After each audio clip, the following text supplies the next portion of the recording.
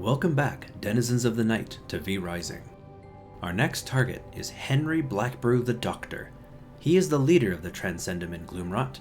Defeating him will finally unlock the Athenaeum, which is required to unlock all the remaining upgrades in the game. Henry Blackbrew can be found on the west side of Gloomrot North in the Trancendum laboratories. You'll be shocked at what his battle has to offer. Pun intended. Expect no mercy. My pity is long faint. He has a 4-way laser, which is really easy to avoid. He shoots a homing electrical orb. If you're hit by this, you'll get a stack of electric Amplify, which increases all damage by 5% per stack. Try to avoid this debuff at all costs. He also has a counterattack stance you want to avoid as well. Let me now. For the electrical orb, I recommend using Chaos Barrier. You don't want the skeletons from Ward of the Damned triggering the counterattack, and this skill can follow up a counter with a second attack. If you hit his counterattack, he'll hit you with a Levitate, but also give you another stack of Electric Amplify. You're not going to take much damage at the start from these attacks, but if you keep getting enough stacks of that debuff, everything's going to hurt a whole lot more. Using skills that don't trigger counters, like the crossbow Q ability or ground targeted spells like Blood Fountain, are ideal here. During the fight, these lines of electricity will cross the room. You can cross over them by dashing, but just be patient and keep avoiding the Doctor's attacks. At around 75%, he'll gain a new skill where he charges one of the corners of the room, and 4 waves of 4 electrical orbs will shoot out. These are only hard to dodge if there aren't a lot of electrical lines crossing the room. In fact, if you're in a safe spot, he's basically leaving himself open to attacks while using this.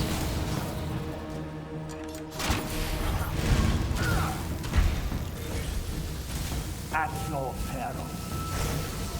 The power of God at my feet. Marvel at my genius! At your peril. At 50%, he'll surround the area with a ring of electricity, and more electrical lines will start to appear. If you focus on avoiding his homing orbs and counterattacks, you should be fine. After a while, he'll start using his ultimate attack. If you see him charge up a skill at the center of the room, get up close. He'll shoot 7 pulses of energy that try to push you against the wall. Time your dash to go through those pulses. The pistol's E skill can also dodge pulses as well. When I first fought Henry Blackbrew, I thought this encounter was quite difficult. But if you can avoid the electric amplify debuff and only damage him with crossbow Q, ground targeted spells, and countering his orb attacks, this will be a pretty easy fight.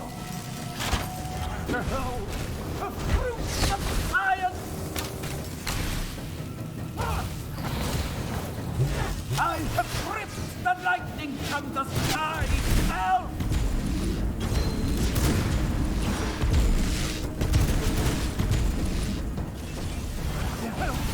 The fruit of fire. Strike me now. The power of God at my fingers. I finally understand. Blood type E, but too late.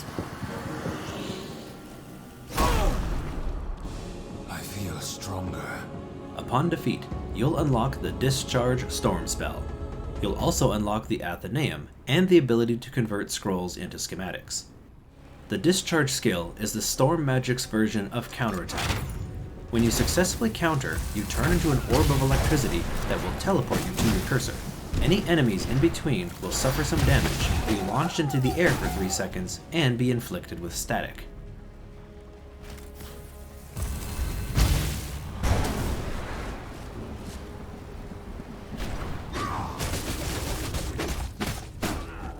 As for the schematics, the recipe has been improved, and turning scrolls into schematics is significantly easier. With the library flooring, you can turn 12 scrolls directly into 12 schematics as long as you supply 30 tech scrap. Tech scrap can be pretty easy to come by. If you explore the Trancendum camps around Gloomrot North, you'll be able to find these tech scrap piles. which are basically resource nodes for tech scrap and depleted batteries, which you'll need later. Once you start unlocking these upgrades, you'll want to start crafting the best gear in the game. In order to do that, you'll need to know who to hunt for each type of item. You'll need to defeat Matka the Curse Weaver to get access to Ghost Yarn. Those are needed for the upgraded Tier 3 Blood Moon armor. You'll also need to defeat Azariel the Sunbringer to get access to gold ingots. Those are needed for the upgraded Tier 3 Sanguine weapons. You won't have access to the rest of the upgrades until after you've defeated Voltatia the Power Master for power cores. I'll go into more detail about that in the next video. Until then, bloodsuckers, good night.